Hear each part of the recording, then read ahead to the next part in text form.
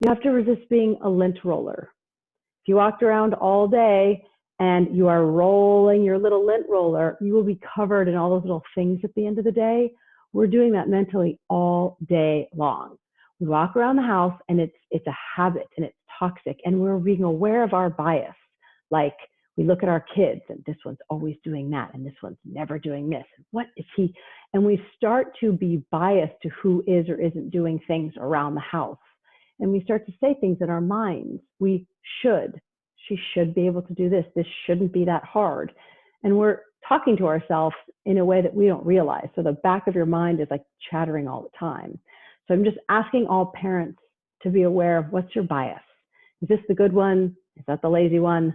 Careful, because as you say these things to yourself, and you may not even know you're doing it, but you're going around all day and you might be finding little things and going, see, to yourself.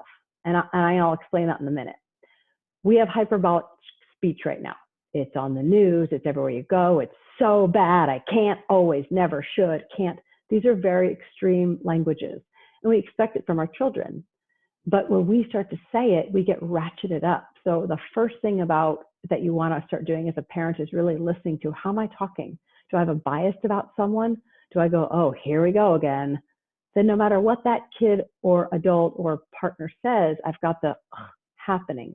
So this self-talk, collecting mental evidence, always, never.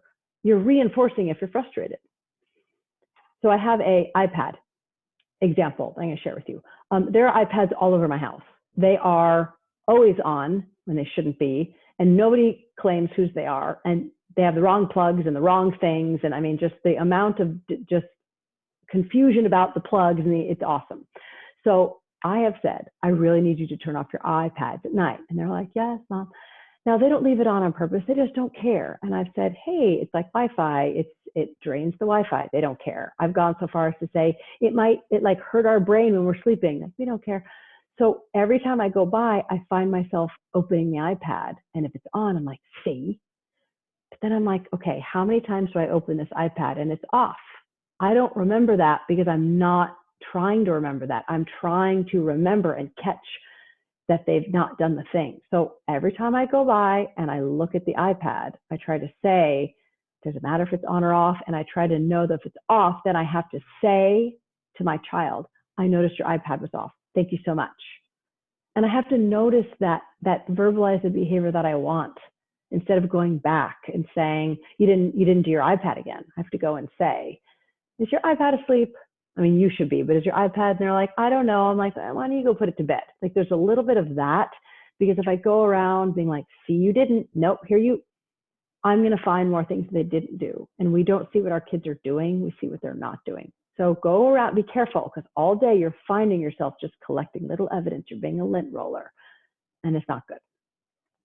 Tip number 2, popping out of your thought bubble. The thing that I do in therapy is I have a cognitive behavioral stance. So you have a thought and it makes you feel something, and then you behave. Then you have another thought about your behavior. It's usually critical. And then you feel bad about the way you're feeling. And then you just go through a chain. It's like a rapid chain. So I'm going to encourage you all to pop out of your thought bubbles and don't believe every thought you think. Just because someone walks by you in the morning and they're eating the wrong thing at the wrong time with one shoe and they're late, and you could think lots of things about that person, you don't have to believe that. The idea is you can pop out of your thought bubble like it's a George Jetson little glass bubble, or you have a thought, wow, and you're thinking and you're in there, and I want you to pop out and go, oh, those are all hateful, unuseful thoughts for 8 a.m. Bye-bye. And you let it float away. Mindfulness sounds all hokey pokey, but it's really just being aware of your thought and then pushing it away from you and deciding, does that thought serve me? So if my child is doing something and I go, oh, she has no idea how lucky she is, that might be true, but that thought is not going to make me empathetic.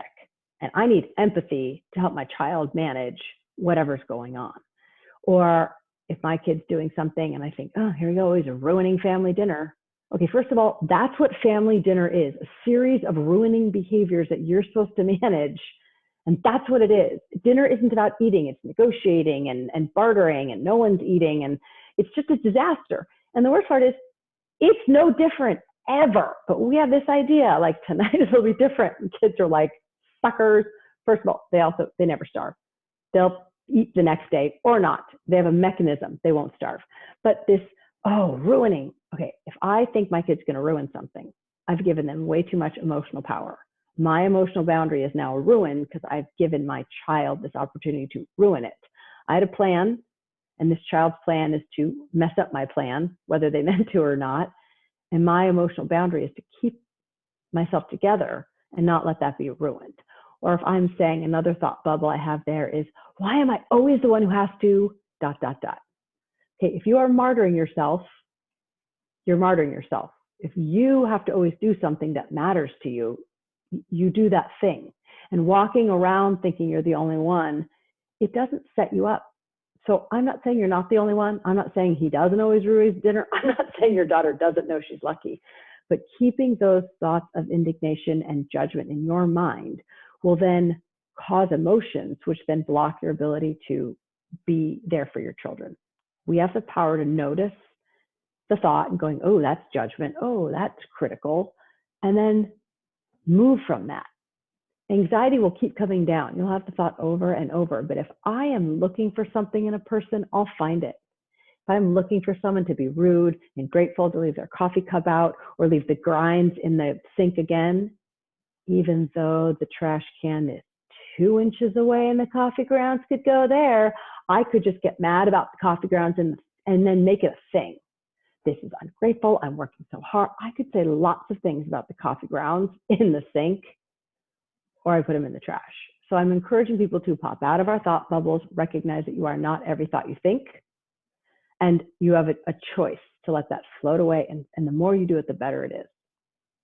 I know you can't really respond to me, which is actually lovely for me because I get to just ramble. But if you've ever been driving and you get somewhere and you're mad at a person who's not in the car for a fantasy fight that you've just had in your head, that can't be, I cannot be the only one who has done that. You get somewhere and you're like, I can't believe she did that 4 years ago. I'm like, why am I whipped up about something?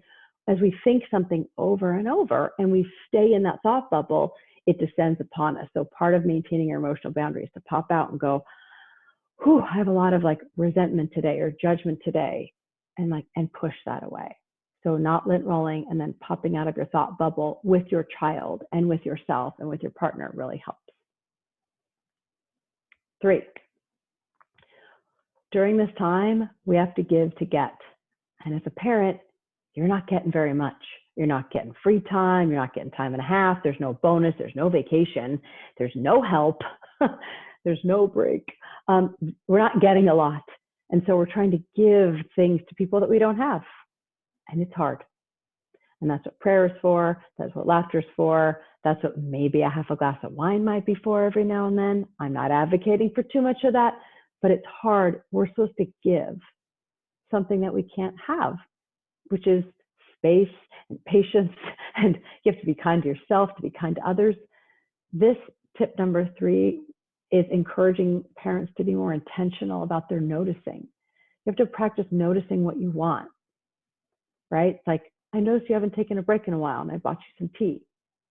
And then inside you can say, no one's bringing me tea. But that's a thought bubble that you pop out of and you move away and you are giving. You're working so hard. You're working so hard. And you're just doing that for people, just walking by and I know you're trying. It goes a long way. Your kids complaining, and you just go, you're trying so hard.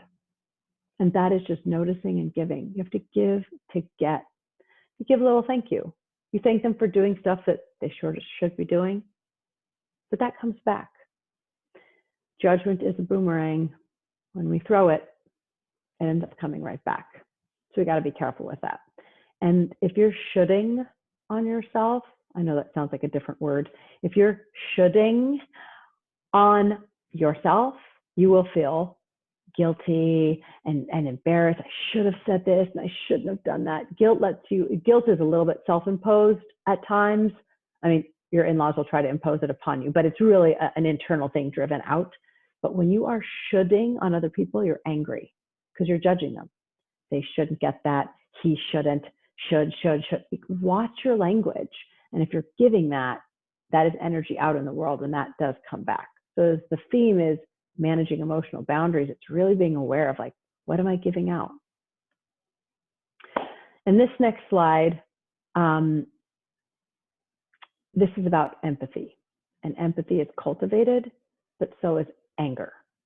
And in the two little images right there, I've put some words. I hope you can see them. She is saying things like something is happening between her and her partner or child. And she's like, she is hurting too. I'm sure he tried his best. Assume this is not about me. And the brain on the other is saying, I can't see it all the way, but I knew she was going to blame me. She's just so spoiled. Typical.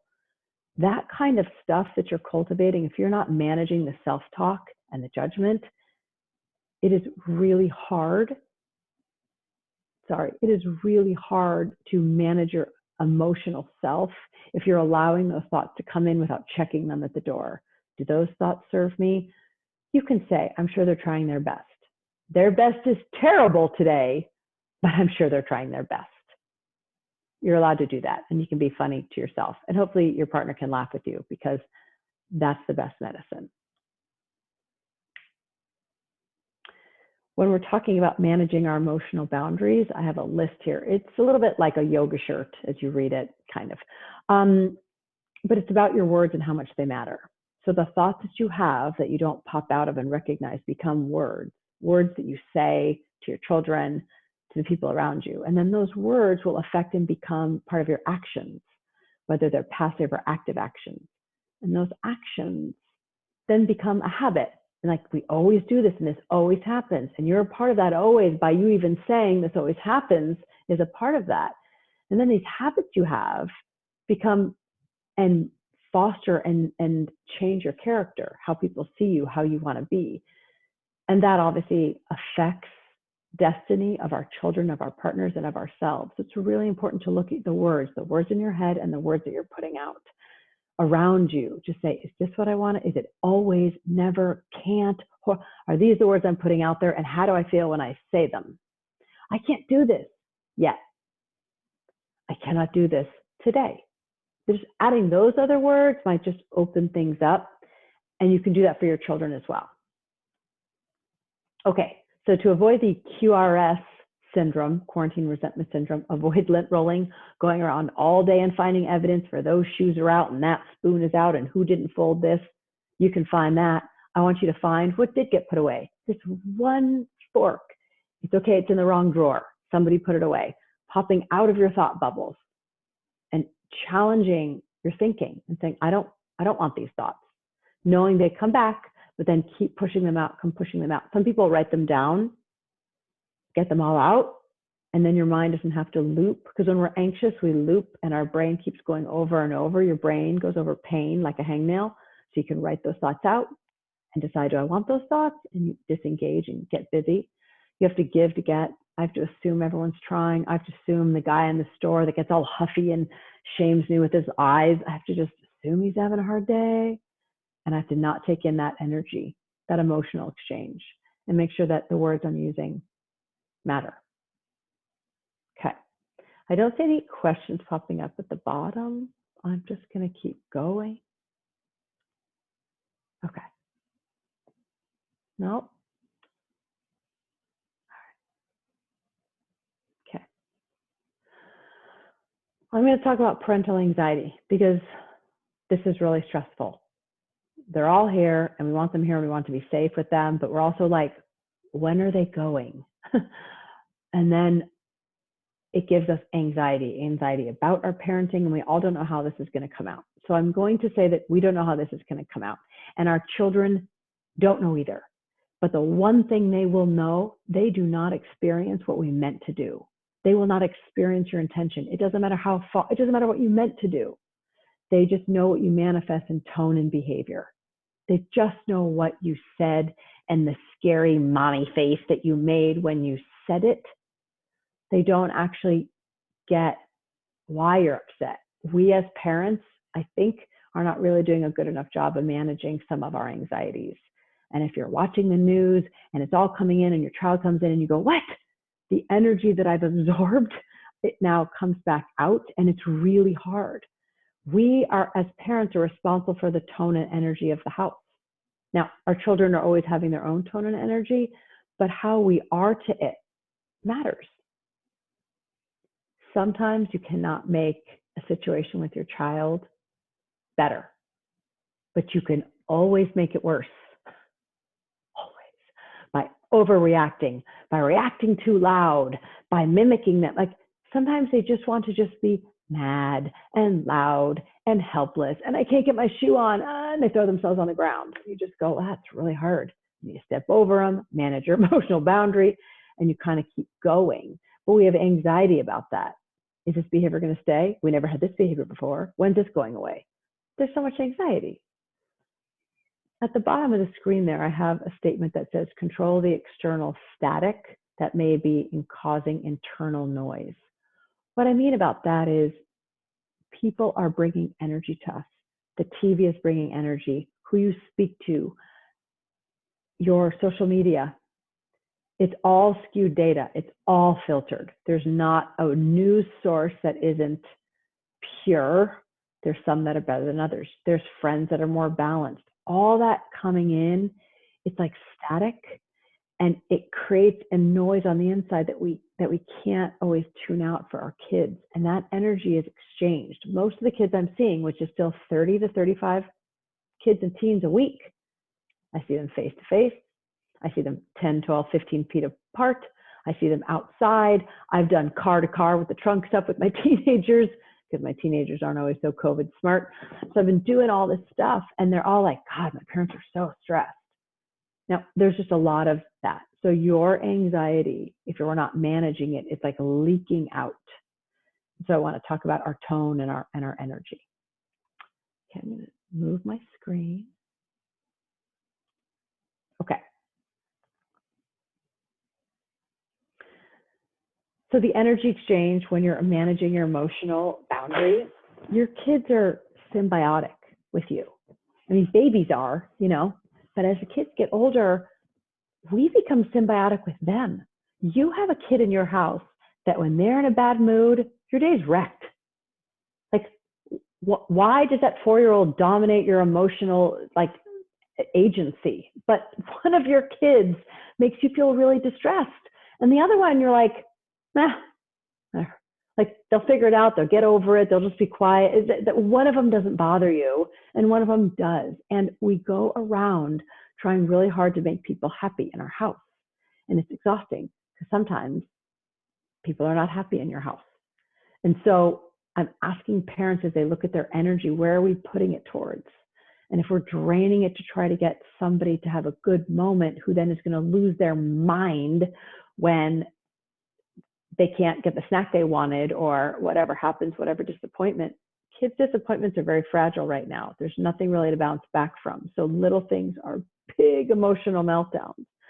But we become codependent. I mean, there are therapy groups for adults that become codependent, but you do not get to be uncodependent with a house full of people when we're all in a pandemic. And it's exhausting, actually.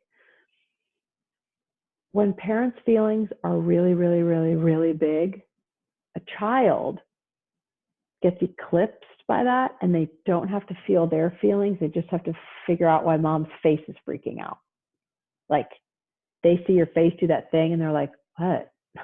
And they can't hold the energy because we hold it. So if we are looking at the latest stuff from the CDC, and we're online from this, and if we're getting overwhelmed and inundated, and we go down the rabbit hole, and our child comes in to do something, and we have such a big reaction, they will not learn anything about what happened. It's just how we did it. So kids then react to our reaction, and then they manage that, and we react. And now nobody's even reacting about the thing. It's, I'm now reacting to how you reacted, and we're not even on the topic of whatever it is over there. I'm going to talk about emotionally charged language.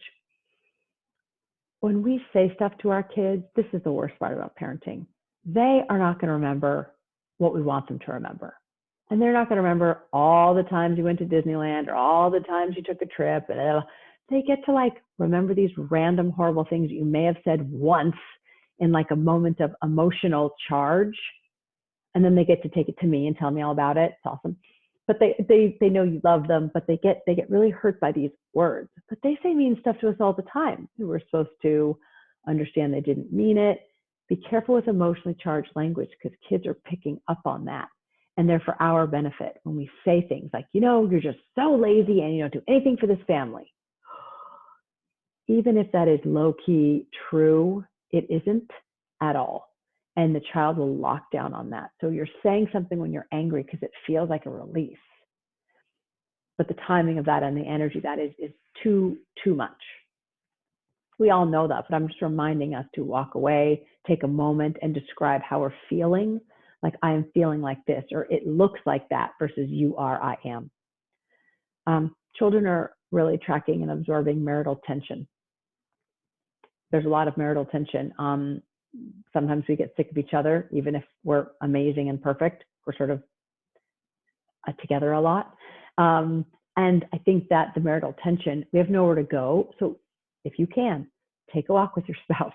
Try to find a moment, not at like 2 in the morning when everyone should be sleeping. Can you talk about stuff? But the lack of privacy and space to process and manage and decompress is a thing, and you just have to get creative. Find it, swap kids, things like that. Managing that, absorbing that marital tension. It's just an energy exchange. It's really hard too. I'm going to switch to telling you what to say. I like this part. I just get to tell you what to say. You can take a picture. You can play around with your own words. I'm going to talk about when you're parenting and you're trying to manage your emotional boundaries, how to respond to things and not react to them. Okay. That little picture is that's a blender, like from 1987, mind you, but that is a blender.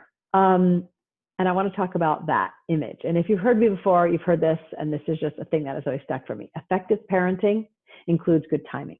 And we pick terrible times to address something in the moment. You have to imagine your kid has a little blender going up over their head, like a little Cuisinart.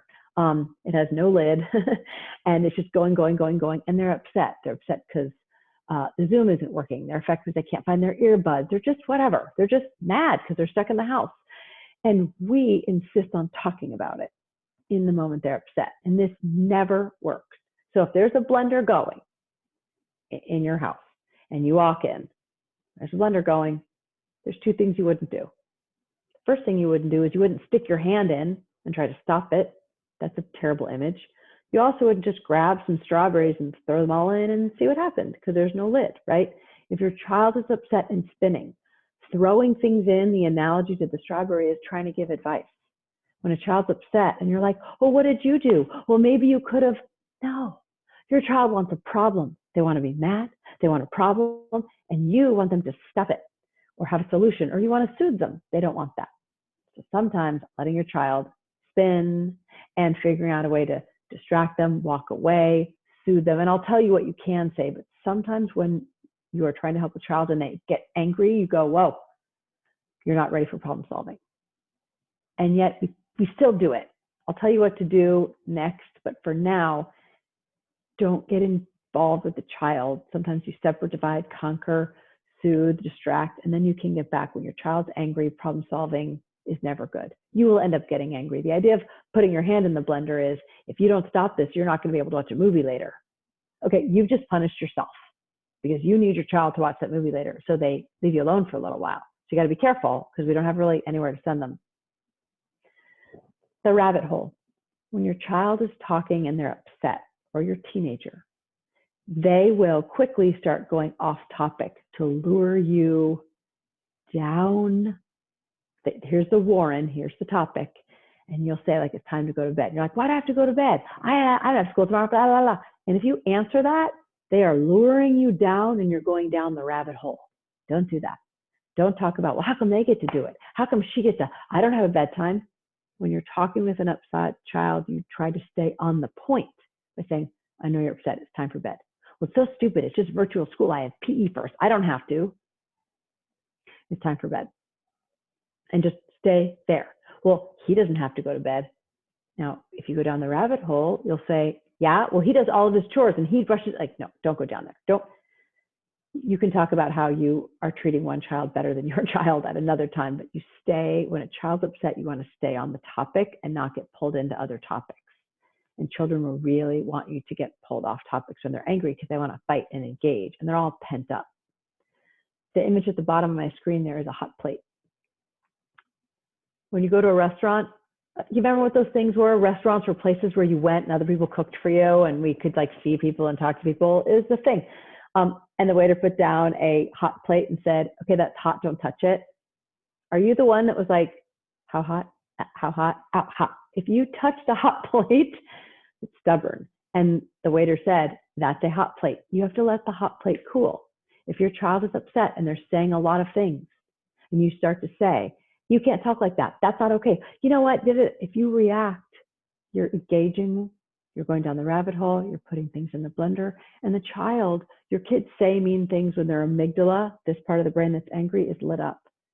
When you're talking here. This part of the brain is talking to this part of the brain, and so it doesn't work. So when the child's upset, you go, you are really upset. We're gonna sleep that off. We're gonna wait. We're gonna get distracted. And then you can come back. So effective parenting and managing your emotional boundaries means you don't listen so deeply. I know I'm a therapist telling parents to be like, don't listen. But if you listen too deeply and you get snagged on, how could you say that? How could you? You're going to go down the rabbit hole. And kids are just saying things they don't mean. And you can go back and say, okay, now that you're calm, can we talk about what you said? I'm not saying you allow them just to say whatever, but you have to be careful not to get snagged on some of the heat as you're trying to manage emotional boundaries. I'm going to talk about specific COVID-related stressors, but I'm going to stick with this for a second. What you want to say to a child when they're really, really upset is you want to describe what you see with no judgment. It's observational language. I do this every time in every parent presentation. You describe what's happening. It's powerful. You have no emotion. You say, looks like, seems like, sounds like. Sounds like you're frustrated. Looks like you need a break. It seems like you're just observing. So your child comes in, they're ranting and raving, and my teacher, and this and that, and this and that. And you can't put stuff in the blender and say, well, you got to give your teacher a break, and she's having a hard time. At that moment, your child's like a low-key sociopath and does not care about your teacher's feelings because they're angry, and they're just going to say angry stuff. So you say, wow, sounds like you have no empathy for your teacher. Looks like you need, sounds like you're just saying what you see. That's the first thing you do. And you don't need my words. You just look at your child, go, looks like you're upset. Sounds like mommy needs a timeout. Go put yourself in a timeout, like in the one closet in the house where there's not a child, and just sit there for a minute. You can do that.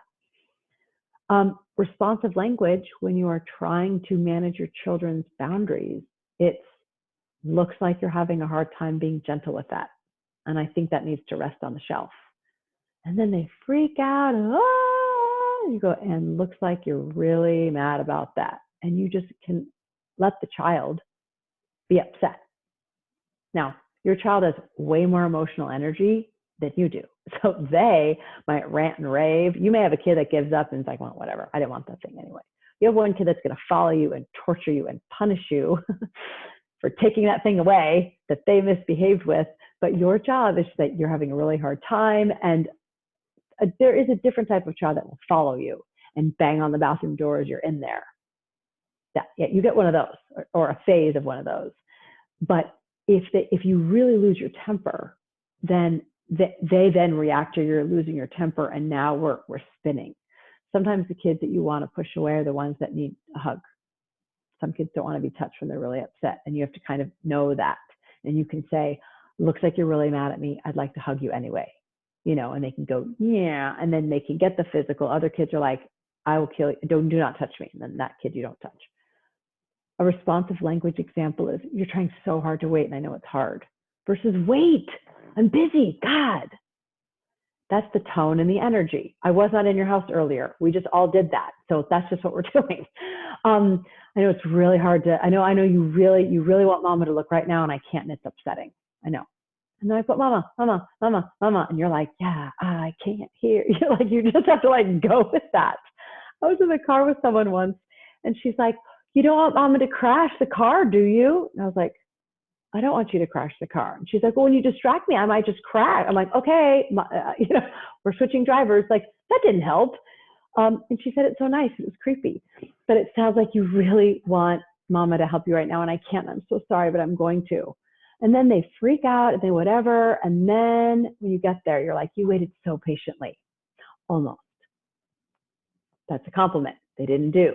But they didn't get rewarded at like the mama, mama, mama kind of a thing. Another thing is when you're managing children, they don't track how emotion affects their body. So sometimes you can talk about their body. If you say, you're upset, I am not upset. You are not upset. Oh, I got that wrong. But your body is telling you do not like how he's playing with your toy. So I like how you're controlling your hands as your kid's like this. You're like, I like how you're not using your hands. Or if a child leaves, it goes to storm out of the room. You go, I like how you're taking a break. Okay, I know that sounds sarcastic, but sometimes talking about a child and their body, how's your day? Fine. Well, your word said fine, but your body said not fine. So it looks like you don't want to talk about it. We don't do that. We're like, how was your day? Well, how was your math? Well, why are you mad? Don't be rude. Give me your phone. We just picked a time and engaged that, and we didn't notice, and we get really hurt. So these are examples of responsive languages. Okay, we had someone enter the waiting room. Hold on. There we go. So people just say, like, just tell me what to say. By the way, there's a really good book by Betsy Brown Braun, and she's this little, like, 4'2" Jewish pixie woman who like ran a synagogue and had triplets, and she's just a baller. She lives in LA. She's just awesome. And she wrote a book called Just Tell Me What to Say. She's awesome. So I quote that because it's from her. But when you're talking to your child and they are emotionally unraveling and you're in your mind going, I can't deal with this. I can't deal with this. That's your language, by the way. Remember how powerful your words are? So you're saying, I'm over this. I'm done. I can't. Don't say that. You don't get to be over this. And you don't get to be done. I don't even know what that means. I'm done. What is that? Where are you going? Like, you're here. What you're saying is, I'm stressed and overwhelmed. This won't end, but it will. And how it will go down is how it will be remembered is how you behave during this time. This will all end. But I want you to state the obvious. So your kid's upset and they're saying all this stuff. You go, wow, this is so not how you wanted the night to go, is it? Well, it's no fair. And she gets to pick the video and blah, blah, blah, blah. Yeah. Versus, that is not true. You picked the movie on Tuesday, and remember yesterday, blah, blah, blah, blah, blah, blah. That's all the stuff you're putting in the blender. So you are trying to fix your child, and they just want to be victimized, which we hate. They want to take no responsibility, which drives us nuts. But in that moment of the hot plate and the spewing, it doesn't go in. So you say, wow, you are so frustrated with this assignment. I can tell. It's no fair, and the teacher, and this and that. Yeah, looks like you need a break. Versus, well, how about you? All that is problem solving. You can ask your child, do you want me to help? And then if they go, yeah, you go, sounds like no. You're allowed to make sure you're helping and being asked. So stating the obvious when you're trying to help your child with their emotional boundaries, and even to yourself. Funny story. My sister has 2 boys, and something happened where there was a dog. The dog was somewhere, and something was chaotic. And she goes, "Why is anyone dealing with the dog?" And my nephew goes, "Well, we already took her out, and then she's just here because she's waiting for the trainer." And my sister goes, "Well, why am I talking like this?" And they all kind of laughed because she caught herself, and then as she was doing it, could spin it into a joke. She can state the obvious. You're like, obvious, I need to go take a nap. Clearly, like, you're allowed to do that if your kids are older. So you state, this is not okay. You don't like how, well, this is not, state the obvious without having to solve it. The next thing to do when you're helping your child to manage their emotional boundaries is localize the feeling with body parts, especially boys. How are you feeling? Well, if you ask too many questions to a boy, they can't get at that part of the feeling. So you can ask them where they're feeling. Your face is telling me that you do not like what I'm saying, or I can hear you. Can you say it in a different brave voice? Or your hands look really stressed. So oftentimes, are you okay? Yeah. But your face looks like you're not. Little kids can also do colors. You can say, whoa, you look like you feel really angry. What color is that? And they first look at you and then they're like, Orange, like they'll like pick a color that they associate. So those kinds of things you could say to your child as you're helping them manage and regulate while maintaining your own emotional boundary. We right now are all struggling to tolerate what's happening, and we all want to know when it's over. So when a child is upset, your job is not always to solve the problem, because sometimes we can't. We cannot solve some of these problems. We are missing things. So the third suggestion there is to tolerate, reassure, and repeat. So you say, you're okay. You are not comfortable. You do not like this, but you're okay. It's okay to feel uncomfortable. You are sad. Sad is okay. Rather than, oh, it's okay. We'll get a puppy. No, don't do that. Don't do that. Puppies are a lot of work. I mean, do that if you want all that, but you have to be okay comforting the child in their discomfort and learning that their feelings are feelings and they change, and being with them and not having to fix them all so quickly. So those are things to say. Our teenagers and our kids need to be listened to before they can listen. And if we don't have a direct empathetic connection to what our child's pain is, we can't help them through the pain. This is true for each other. This is true. We are all in this together. Some of us are doing it a little bit better. Some of us are not doing it.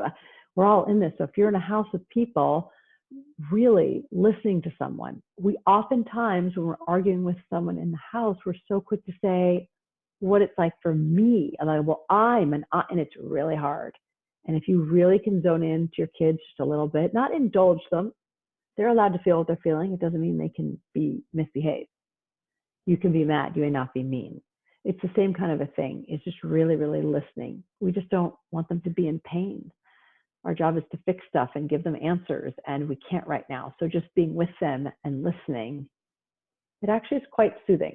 If you've had a really bad day and your partner listens and goes, wow, you had a really hard day. You tried so hard. You'd be like, yes, I did. That's all you needed. You don't need them to be like, well, you should just do this, and you should tell your mom, and you should don't solve my problems. I don't want to do any of those things. I just don't have a problem. Your kids do too. I'm looking at the time.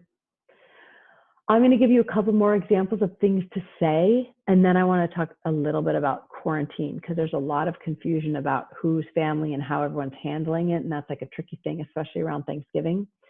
So here's some other languages and statements. So this is another. Looks like you're really upset. Nothing went right today, and I get it. And I'd like to help, but first, use a different tone. When your kid comes in, all upset, or your teenager, you say, you are saying this at a level 9. I need you to say that one more time for me, maybe at a level 5. Am I getting questions here? No. Hold on. Hold on, guys. I'm getting static. Yes. Oh, I'm going to do that. Okay. Computer usage. Oh, my God. Yes, I'm going to talk about tech screens. Do you guys want me to talk about technology right now for a little bit? I might just do that. Observational language on this screen. Looks like you're really upset. Nothing went right today, and I get it. I'd like to help, but first use a different tone, right? I did that one. I did the level 9. Looks like it's really hard for you to do today. Do this. Yesterday you could do it, but not today. Things like, I think what you meant to say is thanks for dinner. When your kid's like, oh, broccoli again, I'm sure what you meant to say is thank you. Not, I've slaved away and you're ungrateful. You don't have to eat. This is all reacting, and I'm not maintaining my emotional boundary. Sounds like you tried to do everything that you could think of at this time, and none of it works. I hate it when that happens. I'm observing and I'm joining my child as they're uncomfortable. You can do this also when you give them a rule that they don't want to share. If it's time if all their friends have Snapchat, you say, sorry, you only get 15 minutes. Nobody else gets 15 minutes. I know. Well, Lisa's parents let her do everything and she gets the front. I go, I know. Lisa's parents are clearly cooler. You're never going to talk your kid into your rule. There's something you're going to say, or they're going to go, oh my God, Mom, you're so right. They're not doing that. So Let them be annoyed and be like, I know. And we say things like, well, when you're 18, you can move out, because that's not happening anymore either. Okay, so don't even say that, because nobody's leaving. So you just kind of go, I know, you don't like my rule. It makes no sense. It's stupid. I don't deserve this. I know it's not about deserving, but you're really upset.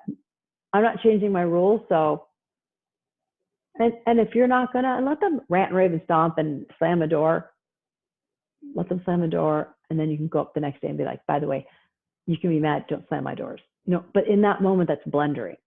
So you're not going to talk them out of being upset. You're just going to get yourself more upset.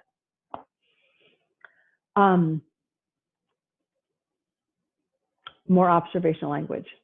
Looks like you're not ready to talk about this, and that's okay. And then you have to wait. We're so impatient. And then they just lurk around the house, and you're like, when are we talking about this? They don't want to talk about it, or if they're not ready. If you catch them doing something, and you can say, I found something on your phone, and we have to talk about it, but not tonight. I'm upset, you're embarrassed, it's going to wait. And then you can pause, but you put a pin in it, and then you have to kind of function. Sometimes kids say things because they think it's funny. They take a snippet from a show, like at camp, not this summer, but the summer before, they would just be quoting things all the time. And when 9-year-olds get snippets of The Office and then they quote those things, it's not funny, actually, as funny as they think it is. So we got a whole lot of, that's what she said, and all. They don't know anything what they're doing, but they all get in trouble, and parents are like, there's harassment. I'm like, no, it's bad jokes and nobody gets them. It's not harassment. So you're allowed to say, it seems like you meant to be funny, but you were accidentally rude. So we're going to let that go, and we're not going to say that joke. And then later you can do it. So I'm sure you meant to be charming, but that was actually mean. So I gave him a compliment, but then I labeled it. When kids are on their devices and you're like, time to get off, and they're like, okay, as they're not getting off. You go, oh, you're saying, okay, mom, but your fingers say you're not ready to listen to me. It's about saying your face says one thing, your tone is saying you're not listening. Which is it? The last one here is they love to tattle. And you just really can't get away. You are a referee whether you like it or not. So it sounds like you're really clear on what your brother did that was wrong. You're really good at telling me where everyone else did not follow the rules. You're really good at that. I'm wondering if you can say what you've done. That's a different way. And they come to you and they complain. You go, yeah, you really want me to know that your brother's really bad at brushing his teeth. What are you good? Like switching that a little bit rather than don't tattle, and, or even letting one of your kids gaslight you, because one kid can light up the house and the other kid. So you have to kind of maintain your boundary on that. How to address different COVID behaviors. That's what my screen says. I hope your screen says that. Look, we're all watching too much screen. Okay. And in some ways, we're like, we know this is bad for us, but I don't know what to do with everybody. School is online. Talking to our friends is online. Playing a video game is online. It's all online. So even if we're supposed to be on it, because that's what it's calling for, you make a boundary based on your different kids. And if you can say, guys, we're not doing anything with the screen for the rest of the day, you best be ready to get outside, and you are playing ball, and you're doing something outside. Our kids don't know how to be bored the same way we were bored. I don't know when y'all were born, but I was the master of being bored. I made lanyards, I made mixtapes, I watched the record player go around and tried to find the letters. Boredom was the thing to do when I was in the 70s and 80s. And now it's really hard to be bored. We're sick of things, and we're bored with our entertainment, but kids are online a lot. I will tell you this, if there's social interaction happening, like if it's playing, what's everyone playing? What's the thieves, where you murder people, anonymous, Among Us? Sorry, I had a moment. Among Us, it's kind of fun. Like we all play and we're out to get each other, and then we like kill each other. That sounds horrible, but it's like a fun game, except if a bunch of kids gang up on a kid who's already being picked on, and then they kill him in the game, and you have to lie to each other. But it's social. It's a little antisocial, but it's social. There's a lot of video games that are social. And if two kids come over and they're playing a video game together, that's social. But it's this online spinning of lazy. So you have to look at, what are they doing? I mean, TikTok for me is like the devil. It's like high fructose corn syrup for the soul. So if we didn't have that, what would they be doing? Well, they'd be outside. We can't be outside. Dang it. So monitoring how much time, putting timers, putting blockers. None of your kids, I don't even care if they're 18, if they're in your house, they're your children, no one should be sleeping with a screen in their room. Wi-Fi is bad for you. And if you get up to go to the bathroom and your phone's there and you get us, no, like Wi-Fi shut down. It actually really does. The blue light interferes with your circadian rhythm. There's all kinds of data. Everyone in my family has cute new glasses that are all special screens. So it blocks their blue light. And they usually have like a yellow tint because they are counter to the blue light coming in. So this tint has to be like an amber or a yellow. And it is affecting how and when we sleep. So you need to have special lenses on. There's no prescription. Okay, well, mine are granny readers, but nobody else has a prescription. So managing that and taking long breaks. And when a kid is done with school and they're like, oh, I want a break, I want to play a video game. No, your break is you have to go do something, go get the mail, go out, you have to get them. They will hate you. That's fine. It's no fair. I know. No one else has to. Yeah.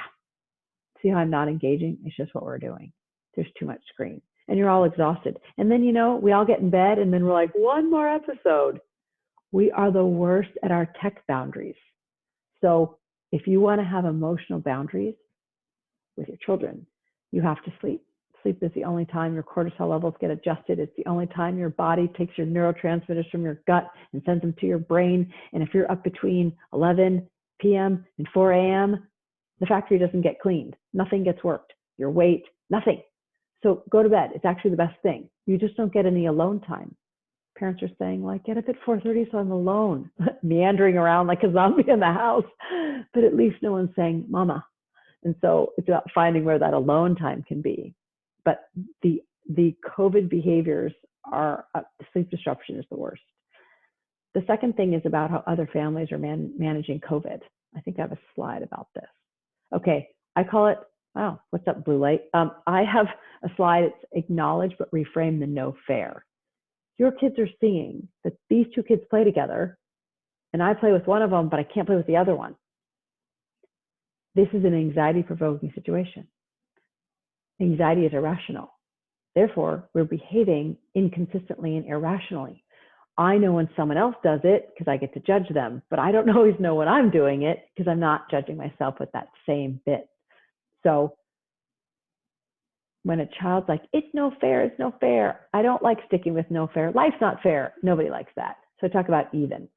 So I go, you're right. It does not seem even that Layla can play at Maya and you can play at Maya, but Layla's not allowed here. That doesn't really make sense because your child's going to go, what?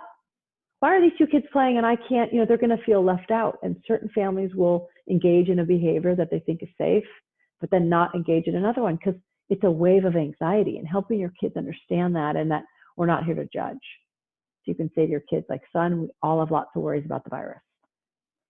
Some people worry more than others. Worries are not always rational, meaning they make some sense to people. They make different sense to people in different ways. Does that make sense? It's like, that's the kind of thing, talking about that to kids. In your mind, you want to be like, I know, well, grandma's crazy. What do you want from me? That's your inside voice. Don't say that to anyone but your partner.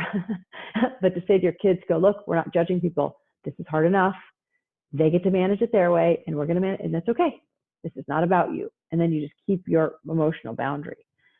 And when the kids say, like, everyone else can go to this, and I get to do this, you can say, look, you do not like how some friends are being together, and we aren't.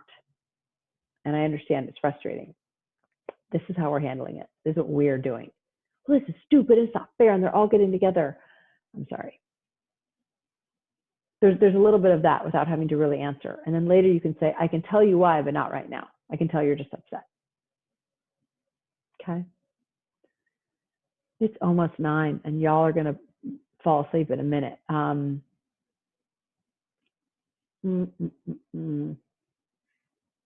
going to answer some questions. I'm just going to leave this up on the screen. This is just like other things you can say, but I don't really need to go over them. I wanted to kind of see if people had, I don't know where to see more questions? I'm not getting any. No. All right.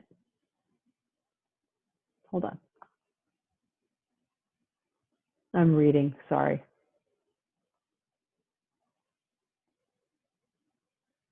Okay.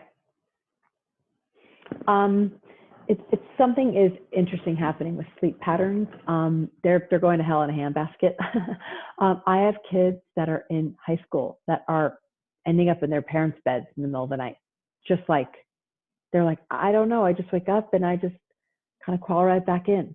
Or kids, I've got a college kid and actually a couple of high school clients, and they're having nightmares, just recurring nightmares. One makes no sense.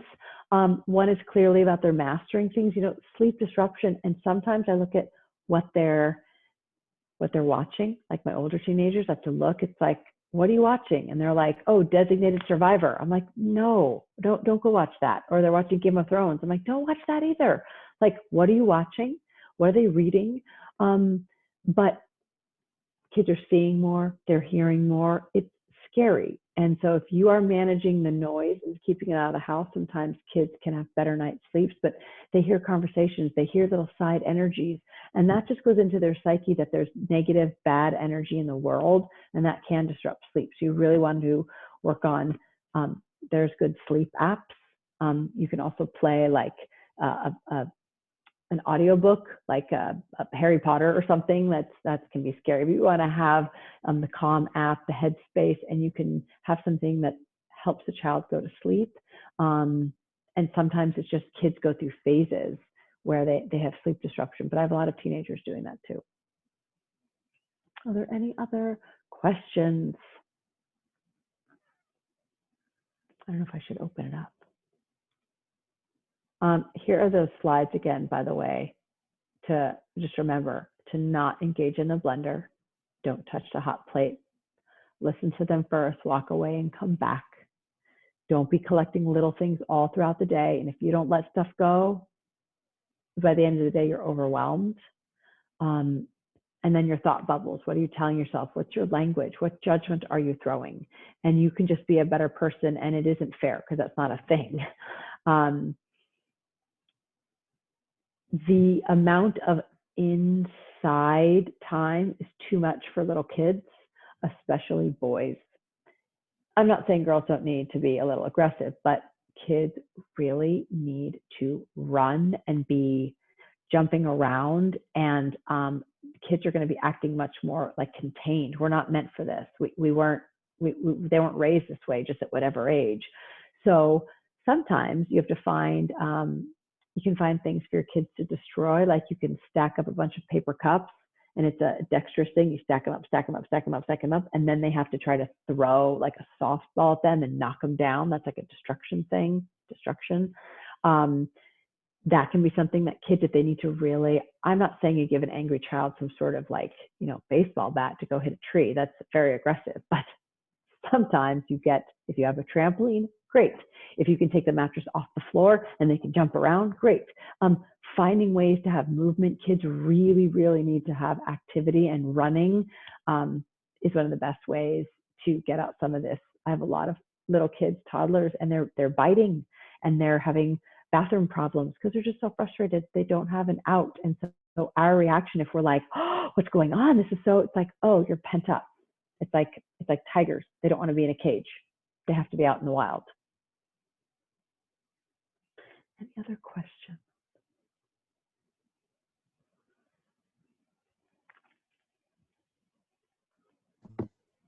Okay, I'm answering TV questions.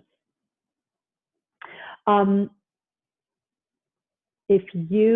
back this up. You need no screen in front of your face for an hour before you go to bed. I'm doing it wrong right now because I'm literally going to pass out in 52 minutes. So this is probably interrupting my sleep cycle. But if you're watching, you need to have your TVs off, your screens off. You can listen to something. Your kids cannot have any blue light, any computer screen in their face. even if they have protective glasses, for up to an hour. That's for teenagers, and it's really hard because they'll be doing something, gaming, doing right before they go to bed. So if you're going to watch something, try to watch something all together. You watch a TV so it's far apart, so it's not a screen in your face. Kids should not have iPads in their rooms when it's dark. When the sun goes down and they're in a dark room with an iPad, unless they're doing something together, having glasses. But the best time of day is if they can run around and get all their energy out, then they can have screen time closer to when, bedtime. But then they need to run around and do something, whether it's knee football when you're on your knees and you can't get off your knees, or you're doing penny football, you have a penny and you flick it across the table, some kind of game, some kind of activity, something as a family. I know you're exhausted and sick of them, but they will go to bed faster and hopefully stay asleep. But the better way to watch TV is together, to find, if you're watching something that's intense, to end with something light, like the British baking show, but a couple times a week, like movie nights, like Friday night is movie night. But if it's Shabbat, then you need to pick, okay, Thursday, you need to pick the days, and then those are the days that you're doing certain games or certain things or an episode of this and that. And you can write it you can write it down. These are the days we do this and these are the days we don't. Structure's okay.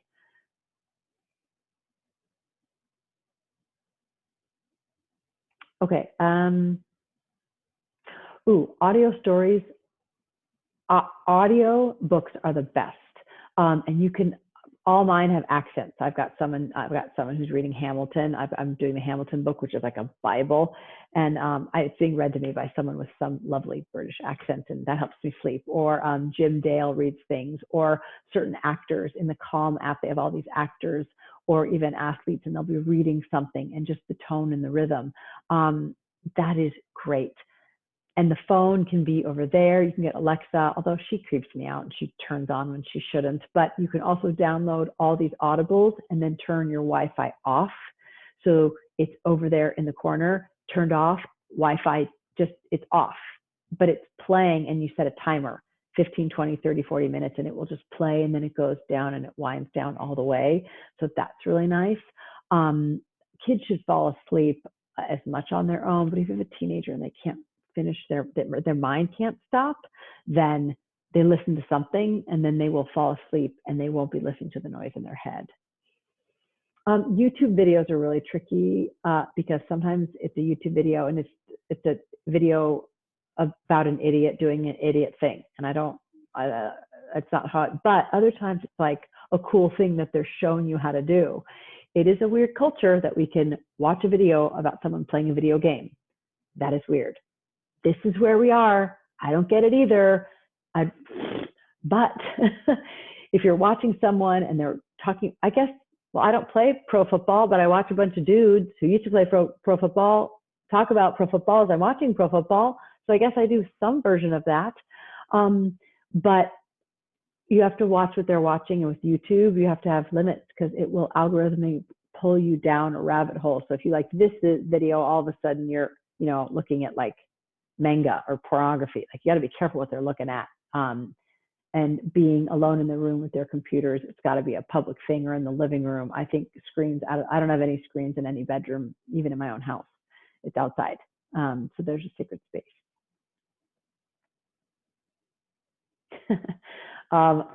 There's a good question. We have some people in the house that are quiet, and then we have some other kids in the house at the same time that are very, very loud. Noise canceling headsets. That is what we're doing. Noise canceling headsets. You can do all kinds of things that can help one be quiet, and while the other's being loud, they can take turns. Okay, a quiet kid is going upstairs and a loud one's going in the garage. There's quiet time, loud time, but it's really hard.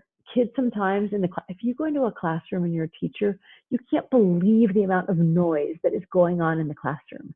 Some teachers there's clicking and sniffling and snapping and picking, and the teacher can teach. Other teachers are like audio short circuiting. So if you have that going on, there's no easy way. Some kids are noisy and loud and auditorily overwhelming, and other kids can like kind of zone it out. So you divide and conquer and separate. And so when this kid's doing this class, this kid's over here. Noise canceling headsets is sort of the way to go for the noise thing. Constantly making noise. That's really funny. It is 9:10, and I don't know when you people said that you were going to be released. I can stay for a few more minutes. If you want to be done, be done. Dr. Adria, this was profound. It was his first parenting class in 21 years of being. Oh. I think every point you said was relevant for our household. Well, not every. Everything. And it's really given me a tool of how to go about and solve the problem in a positive way, without frustration. And I think that's really kind of what we need right now. It's just a reset. It's feeling one way and acting another. It's what we're asking our kids to do. Feel frustrated and not act that way. I need to feel like I don't like anyone in this room, but act differently. That is what it means to be mature. And it's really hard. It's really hard.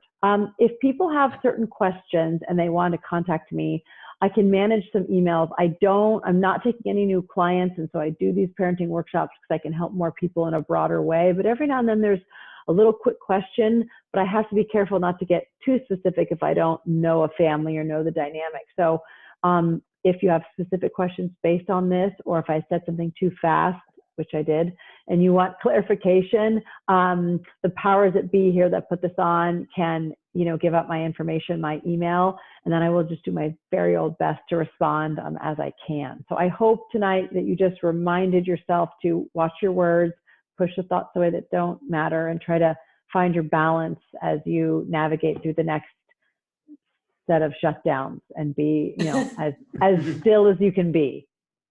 Yeah. Again, thank you very much to our Rebbitzin team. This was incredible. Rebbitzin Reich, Rebbitzin Ertel, Rebbitzin Danziger, thank you for putting this together. Very special thank you to the Paymar family for co-sponsoring. And Dr. Adria, thank you so much for making time. And we truly appreciate it. Thank you so much for listening. Good luck, everybody. Good night. No.